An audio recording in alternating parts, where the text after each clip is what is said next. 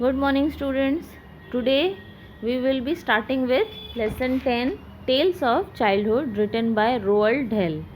Roald Dahl 1916 to 1990 was a British novelist, short story writer, poet, fighter pilot and screenwriter.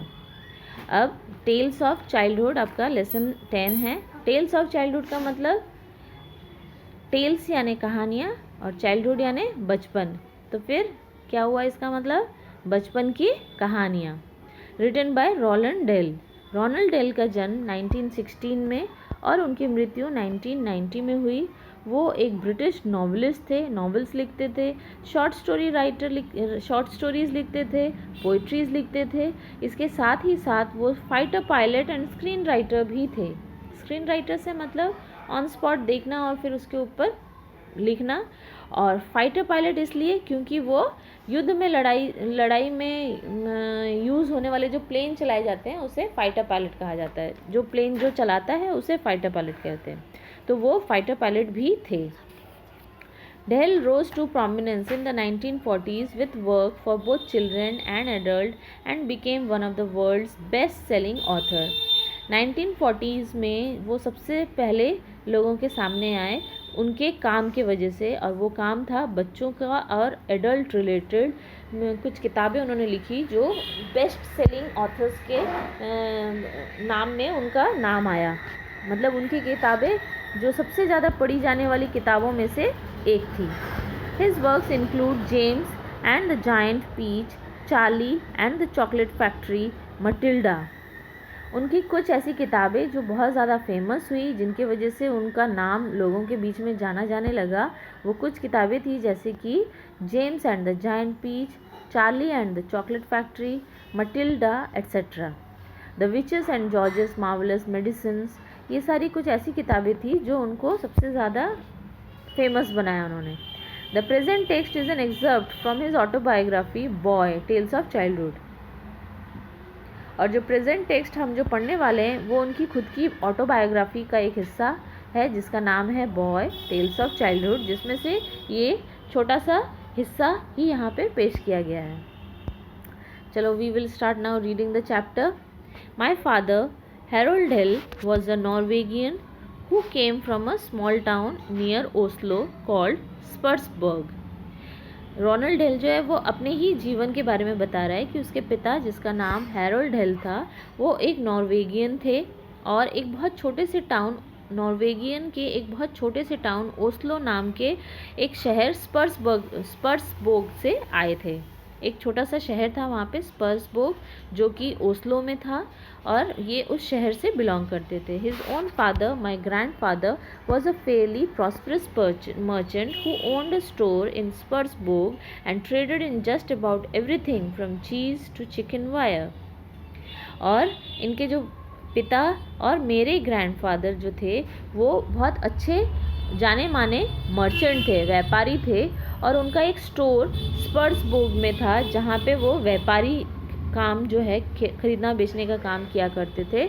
वहाँ पे उस दुकान में उनकी हर चीज़ बिकती थी और हर चीज़ मिलती थी उनकी दुकान में, चाहे वो चीज़ हो या चिकन वायर. चिकन वायर से मतलब वो वायर जो कि पोल्ट्रीज़ में यूज़ किए जाते हैं चिकन्स को रखने के लिए, उसे कहा जाता है चिकन वायर. तो उनकी दुकान में ऐसी कोई चीज़ नहीं थी जो नहीं थी. उनके दुकान में हर चीज़ मिलती थी और वो बहुत ही जाने माने थे. हर चीज़ मिलने की वजह से उनके दुकान का एक अलग नाम था. My father had lost an arm when he was 14 but had become a successful ship broker. मेरे पिता का एक आर्म नहीं था, यानी एक हाथ नहीं था उनके 14 साल की उम्र में से, लेकिन फिर भी वो एक बहुत अच्छे और बहुत ही सक्सेसफुल शिप ब्रोकर बने, यानी व्यापारी जो शिप्स बेचता है. A shipbroker is a person who supplies the ship with everything it need when it comes into port. और शिप ब्रोकर कौन होता है? शिप ब्रोकर वो इंसान होता है जो शिप से रिलेटेड हर चीज़ बेचता है जो भी उसके पोर्ट में लगने से पहले तक ज़रूरत पड़ता है, जैसे कि fuel and food, ropes and paint, soaps and towel, hammers and nail and thousands of other little item. जैसे कि क्या क्या चीज़ें वो रखते थे? फ्यूल यानी ईंधन जिससे शिप चलेगा, खाना, रस्सी, पेंट, साबुन, टॉवेल, हैमर, नेल, हथौड़ी, नेल और इसके अलावा और भी बहुत सारे छोटे मोटे चीज़ें जो कि एक शिप को एक जगह से दूसरी जगह पोर्ट में पहुंचने के लिए चाहिए, वो सब चीज़ वहाँ पे मौजूद थी. A shipbroker is a kind of enormous shopkeeper for ships, and by far the most important item he supplies to them is the fuel on which the ship engines run. और यहाँ पे आपको समझाया गया कि शिप ब्रोकर एक वो इंसान होता है जो शिप में हर ज़रूरत की चीज़ का इंतज़ाम करता है, सप्लाई देता है. ऐसे इंसान को शिप ब्रोकर कहा जाता है. लेकिन सबसे ज़्यादा इम्पॉर्टेंट चीज़ जो शिप ब्रोकर सप्लाई करता है वो होता है उसका फ्यूल यानी ईंधन, जो जिसके कारण शिप का इंजन चलता है. इन दोज डेज ओनली कोल, उस समय जब शिप बहुत ज़्यादा चलते थे उस समय कोल यूज़ होता था as a fuel in running ship engine. He set up a shipbroking farm at Cardiff of South Wales. उन्होंने एक शिप ब्रोकिंग फार्म भी बनाई थी जो कि साउथ वेल्स के कार्डिफ नाम के जगह में था. My father met my mother, Sophie Magdalena Hazelberg, during the summer of 1911 and were married soon after. मेरे पिता मेरी माता से सूफिया जिनका नाम था, सूफिया मैगडलन हेजलबर्ग जिनका नाम था, उनसे 1911 की एक गर्मी के समय मिले और बाद में उन्होंने एक दूसरे से शादी कर ली. In 1918, when I was 2, we all moved into an imposing country mansion beside a village of Redyar, about 8 miles north of Cardiff. 1918 में जब मैं 2 साल का था, मैं से मतलब राइटर जो है वो 2 साल का था, उस समय उन्होंने अपना जो छोटा सा घर था उसको छोड़ के वो एक बहुत बड़े से, बहुत ही सुंदर से, बहुत ही इम्प्रेसिव दिखने वाले एक मैंशन में गए जो कि रेडियर नाम के गांव में था और ये कार्डिफ नाम की जगह से 8 मील दूर था. I remember it was a mighty house with turret on its roof and with majestic lawns and terraces all around it.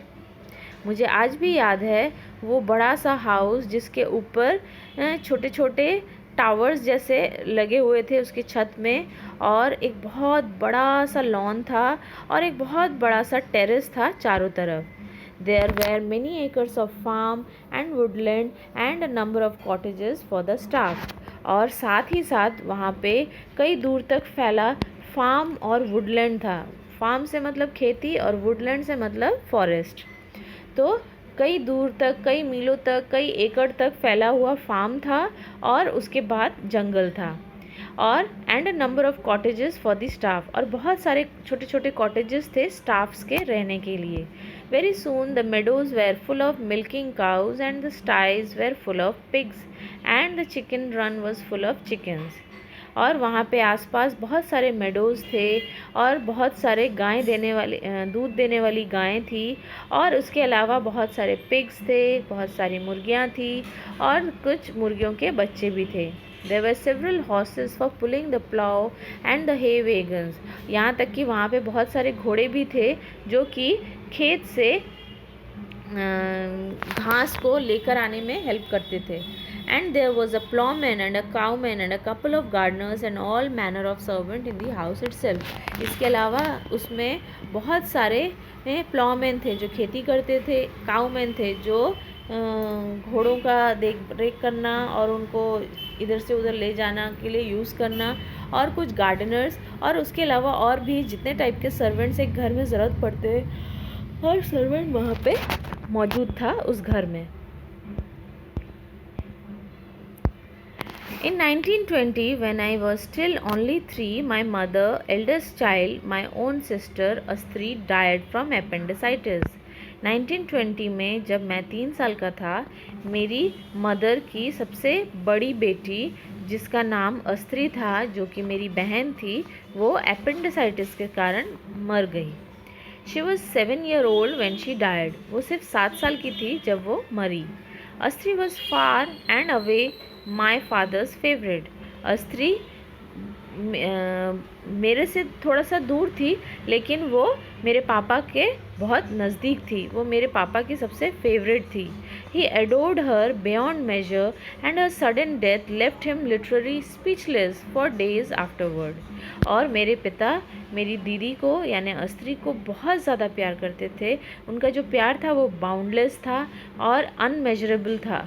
और सडनली मेरी दीदी के डेथ हो जाने के कारण मेरे पिता पे एक बहुत बुरा असर हुआ. वो स्पीचलेस हो गए. बात करना उन्होंने बंद कर दिया. वो एकदम चुपचाप रहने लगे. He was so overwhelmed with grief that when he himself went down with pneumonia a month or so afterward, he did not much care whatever he lived or died. और वो इतना ज़्यादा मेरी दीदी से अटैच थे, उनके मर जाने की वजह से वो इतना ज़्यादा दुखी थे कि 1 महीने के बाद जब उन्हें निमोनिया हुआ तो उन्होंने अपना बेख्याल किया. उन्होंने बिल्कुल ध्यान नहीं दिया अपने आप पे और ये भी नहीं सोचा कि अगर वो ध्यान नहीं देंगे तो वो मर सकते हैं, लेकिन ये चीज़ भी उनके ध्यान से बिल्कुल निकल गई. If they had penicillin in those days, neither appendicitis nor pneumonia would have been so much of threat. But with no penicillin or any other magical antibiotic cure, pneumonia is particularly was a very dangerous disease indeed. और उस समय अगर penicillin उस समय मिला करते तो शायद ये एपेंडिसाइटिस या निमोनिया जैसे बीमारी लोगों को लिए एक ख़तरा नहीं बनते, लेकिन उस समय ये दवाइयाँ नहीं थी और कोई भी जादुई असर नहीं कर पाती थी निमोनिया या एपेंडिसाइटिस के ऊपर. और इसी वजह से निमोनिया या एपेंडिसाइटिस को बहुत डेंजरस डिजीज़ों के रूप में माना जाता था. The patient had to fight to survive. Patient को बचने के लिए फ़ाइट करने की ज़रूरत थी. My father refuse to fight. लेकिन मेरे पिता ने फ़ाइट करने से ही इनकार कर दिया. He was thinking I am quite sure of his beloved daughter and he was wanting to join her in heaven. So he died. He was 57 years old. मेरे पिता जो कि ठान चुके थे कि वो इस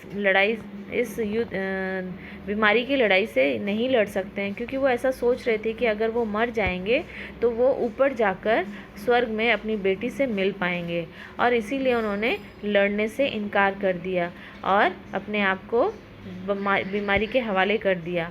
और एट लास्ट 57 की उम्र में उनकी मृत्यु हो गई. My mother had now lost a daughter and a husband all in the space of a few weeks. मेरी माँ जो कि अब अपनी बेटी को भी खो चुकी और अपने हस्बैंड को भी साथ ही साथ खो चुकी हैं कुछ ही हफ्तों के डिफरेंस में. Here she was suddenly having to face all alone the very gravest problem and responsibilities. अब मेरी माँ जो कि बिल्कुल अकेली थी, ना उनकी बेटी का साथ था ना उनको अपने हस्बैंड का साथ था, दोनों ही उनका साथ छोड़ के जा चुके थे, और इस वजह से अब वो पूरी घर की जिम्मेदारी उनके ऊपर आ गई. She had 5 children to look after. उनके पास 5 बच्चे थे जिनकी देखभाल उनको खुद करनी थी. She sold the big house and move to a smaller one a few miles away in landlord. उन्होंने अपना बड़ा सा मैंशन बेच दिया और एक छोटे से घर में जो कि वहाँ से कुछ ही दूरी पर लैंडलॉर्ड नाम के जगह में था. It was called Cumberland Lodge and was nothing more than a pleasant medium-sized suburban villa. और ये जो it was called Cumberland Lodge. इस लॉज मतलब ये जिस घर में आके वो अभी रह रहे थे उस घर का नाम कम्बरलैंड लॉज था, और and was nothing more than pleasant medium size suburban villa. और ये छोटा सा विला था जो कि मीडियम साइज़ का था. ये पहले जैसे मैंशन जितना उतना बड़ा नहीं था, लेकिन इनके लिए काफ़ी था. So it was in landlord 2 years later. और अब 2 साल बाद लैंडलॉर्ड में ही रहते रहते when I was 6 year old, मैं अब 6 साल का हो गया, that I went to my first school. और मैं अपने स्कूल के फर्स्ट डे मैं अपने स्कूल में गया. The school was a kindergarten run by 2 sisters. ये स्कूल एक किंडरगार्टन स्कूल था जिसे 2 बहनें चलाती थी, मिसेस कॉरफील्ड एंड मिस टक्कर. 2 बहनें चलाती थी जिसमें से एक का नाम था मिसेस कॉरफील्ड और दूसरी का नाम था Miss Tucker. And it was called the elementary house. और इस किंडरगार्टन स्कूल को कहा जाता था elementary house. It is astonishing how little one remember about one's life before the age of 7 or 8. और मेरे को कभी कभी ये बहुत अजीब सा लगता था कि कैसे कोई इंसान अपने 7-8 साल की उम्र की चीज़ों को याद रख पाता है. I can tell you all sort of things that happened to me from 8 onward, but only very few before that.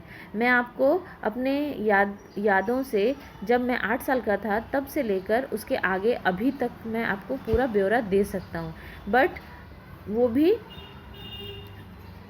लेकिन 8 साल से पहले तक का कुछ भी मैं बहुत थोड़ा ही कुछ बता पाऊँगा, क्योंकि वो सब मुझे याद नहीं है.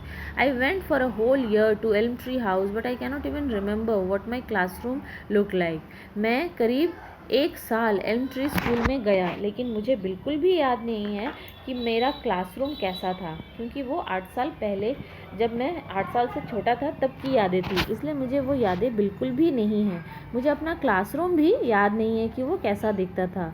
Nor can I picture the faces of Miss Corfield और मिस टकर, और ना ही मैं मिस कॉरफील्ड या मिस टकर का फेस याद कर पा रहा हूँ. Although I am sure they were sweet and smiling, लेकिन इतना मुझे यकीन है कि वो पक्का बहुत सुंदर और बहुत खुशनुमा मैडम, मतलब खुशनुमा नहीं, मतलब बहुत हंसमुख मैडम थी. I do have a blurred memory of sitting on the stairs and trying over and over again to tie one of my shoelaces, but that is all that comes back to me at this distance of the school itself. लेकिन ये सभी ख्याल के बीच में मुझे सिर्फ हल्का हल्का धुंधली धुंधली एक याद आता है कि मैं सीढ़ियों में बैठा हुआ हूँ और मैं अपने पैरों के जो जूते हैं उसके शू लेस को बार बार बांधने की कोशिश कर रहा हूँ, लेकिन ऐसा करने में मुझे सफलता नहीं मिल रही है. But that is all that comes back to me at the distance of my school itself. और सिर्फ इतना ही मुझे याद आता है स्कूल लाइफ को जब मैं याद करता हूँ, तो उसके अलावा मुझे और कुछ याद नहीं आता है. On the other hand, I can remember very clearly the journey I made to and from the school because they were so tremendously exciting. लेकिन इसके दूसरे ही तरफ मुझे वो जर्नी बहुत क्लियरली अच्छे से याद है जो कि मैं किया करता था अपनी बहन के साथ जब हम लोग स्कूल जाया करते थे, और हम बहुत एक्साइटेड रहते थे स्कूल जाने के लिए. Great excitement is probably the one thing that really interests a 6-year-old boy and it sticks in his mind. और शायद यही ग्रेट एक्साइटमेंट ही था जिसके वजह से मैं 6 साल की बातों को इतने इंटरेस्टिंगली बता पा रहा हूँ और मुझे अच्छे से याद है, क्योंकि उस याद के साथ एक एक्साइटमेंट जुड़ा था. तो शायद ऐसा हो सकता है कि जो चीज़ के साथ हमारा एक्साइटमेंट जुड़ा होता है वो हमें हमेशा याद रहती है. In my case, the excitement centered around my new tricycle. I rode to school on it every day with my eldest sister riding on hers. और ये ग्रेट एक्साइटमेंट मेरे लिए क्या था? मेरे लिए वो ट्राईसाइकिल थी जो कि चला के मैं रोज़ स्कूल से घर और घर से स्कूल जाया करता था अपनी एल्डर सिस्टर के साथ. Know grown ups came with us. कोई भी बड़ा हमारे साथ नहीं आता था. And I can remember oh so vividly how the two of us used to go racing at enormous speed down the middle of the road, and then most glorious of all, when we came to the corner we could lean to one side and take it on two wheels. और मुझे बहुत अच्छे से याद है कि किस तरीके से हम दोनों मिलकर बहुत स्पीडली साइकिल चलाते हुए स्कूल जाया करते थे, और एक तरह से हम लोगों के बीच में एक रेसिंग चलती थी और हम रोड के ऊपर एकदम रोड के मिडिल में ज़ोर शोर स्पीड से गाड़ी चलाते थे. और वो गाड़ी चलाना इतना मज़ेदार होता था कि जब रास्ता जब मुड़ता था तो हम एकदम कॉर्नर में पहुंच जाते थे और ऐसा लगता था जैसे साइकिल का सिर्फ 2 व्हील ही यूज़ हो रहा है और एक व्हील हवा में लटका हुआ है. All this you must realize was in good old days when the sight of a motor car on the street was an event. और ये सब चीज़ मुझे आज भी रियलाइज़ होता है कि कितना ज़बरदस्त था, क्योंकि उस समय हम साइकिल बड़े आराम से स्ट्रीट रास्तों के ऊपर ईज़िली चला पाते थे, क्योंकि उस समय आजकल के टाइम के जैसे इतनी गाड़ियाँ नहीं हुआ करती थी.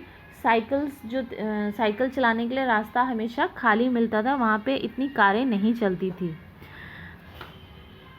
And it was quite safe for tiny children to go tricycling and whooping their way to school in center of the highway.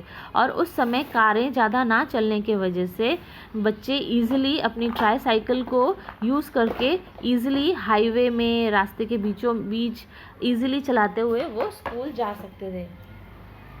So much then for my memories of kindergarten 62 years ago, much, but it's all there is left.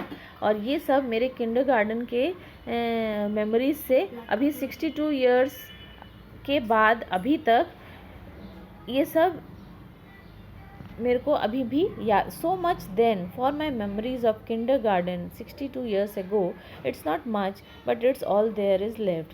यहाँ पे poet writer कहना चाह रहा है कि 62 की उम्र अभी उसकी है, और ये जो किंडरगार्टन की मेमोरीज़ उसके पास ज़्यादा तो नहीं है, लेकिन जितनी हैं ये उसके लिए बहुत है, और यही उसके पास एकमात्र याद बची है किंडरगार्टन के टाइम की। उसके अलावा उसके बचपन का और कुछ भी याद नहीं है। तो इस तरीके से हमारा चैप्टर यहीं ख़त्म हो रहा है। चलो फिर अब हम इसके एक्सरसाइजेस देख लेते हैं।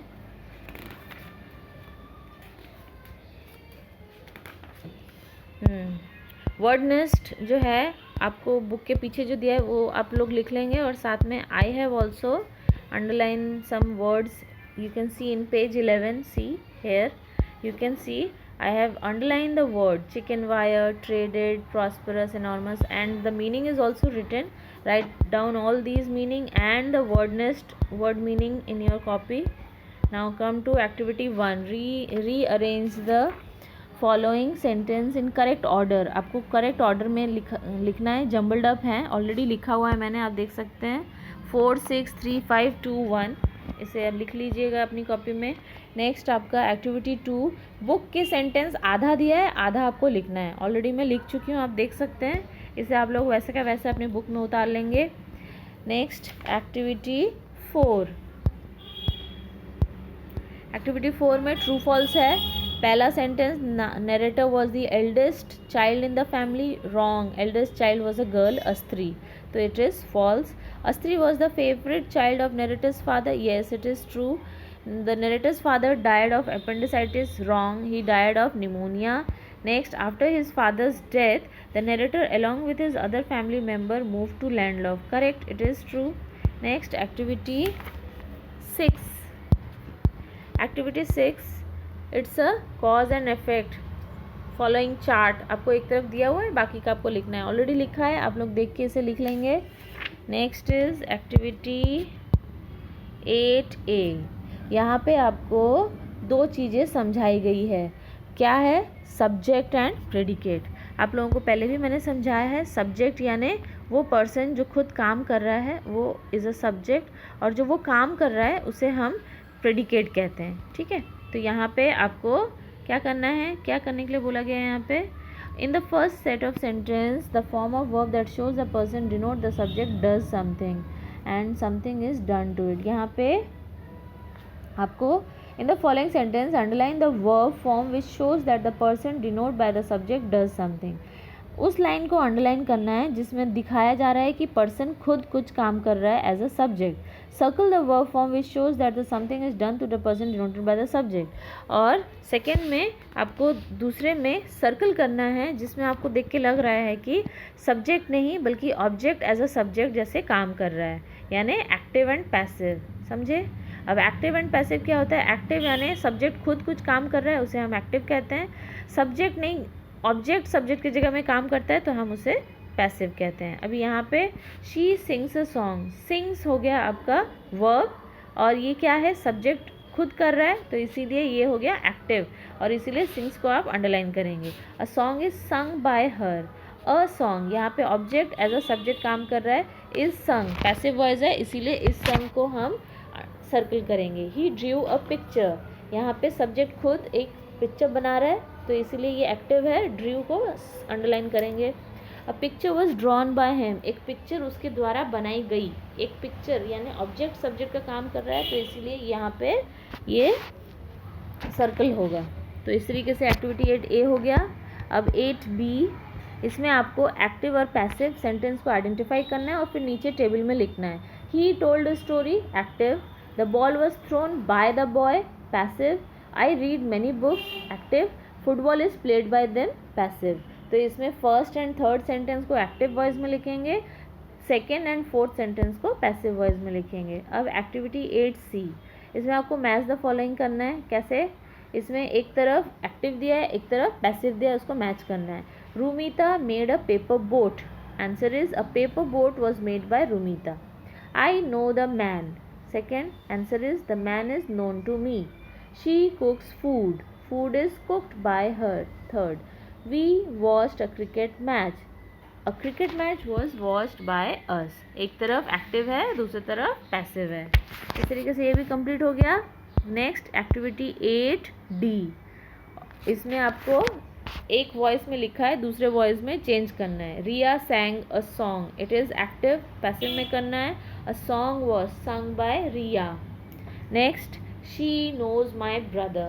My brother is known to her. Passive. I wrote a letter. Active. A letter was written by me. Passive.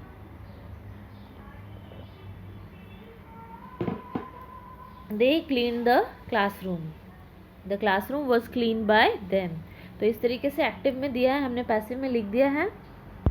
Next activity, make meaningful sentence with a given pair of word. ये मैंने आपको यहाँ पे कर दिया है क्योंकि एक ही सेंटेंस में दोनों वर्ड्स को यूज़ करना है. तो आप कर पाएंगे नहीं कर पाएंगे, इसलिए मैंने आपको लिख दिया है. ठीक है.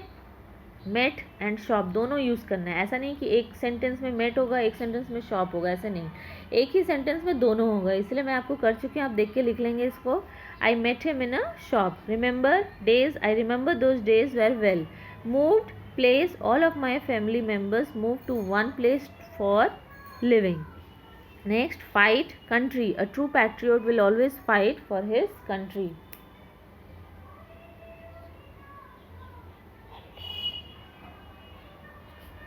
तो इस तरीके से ये कंप्लीट हो गया एक्टिविटी 9. अब एक्टिविटी 10A आपको करना है. 10B क्रॉस कर दो. 10A में क्या करना है? Right an autobiography of a broken cycle. एक टूटे हुए साइकिल की अपनी खुद की आत्मकथा लिखनी है. आप इसे लिखेंगे. This is your homework and you will show me in your WhatsApp group whether you have written correct or not. And activity 10B, cross it. You don't have to do 10B.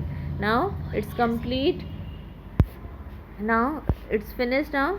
So have a nice day and do the homework and do show me as soon as possible. And I will be next coming with a new lesson, that is lesson 11. Till then, bye. Goodbye. Have a nice day.